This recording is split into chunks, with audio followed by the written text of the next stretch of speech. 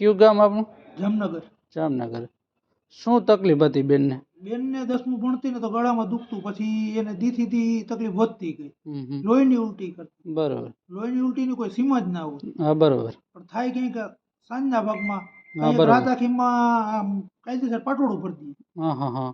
કેટલી જગ્યાએ દવાખાને ગયા તમે? દવાખાનાનું જામનગરનું કોઈ નાનું મોટું એક દવાખાનું બાકી નથી. હમ હમ.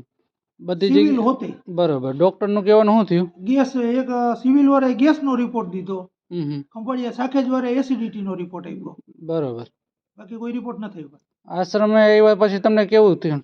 આશ્રમમાં આવ્યા પછી અમે આની પહેલા એક ફેર આવ્યો હતો. હા બરોબર. તો ઉતાવળમાં ટ્રાફિક હતું એટલે વારો મારો મોડો આવ્યો હતો. હા હા. તો મને કીધું બાપુ સારું થઈ જાય. હા પછી બરોબર. બીજી ફેરે આવ્યો એટલે મેં ફોટા દેખાડ્યા બાપુને. હા કે બરોબર. બાપુ મારી દીકરીને આ તકલીફ છે. હા હા. કાં આ દીકરી જીવે તો સારું ને કાં મરી જાય તો સારું. હા હા. અત્યારે બાપુએ તેથી મને 21 દિવસનું પાણી મંત્રીને આપ્યું. બરોબર. માતાજીના આશીર્વાદથી તી પછી મારી દીકરી 2 જ ફેરે ઉલટી કરી, પછી કરી નથી. બરોબર.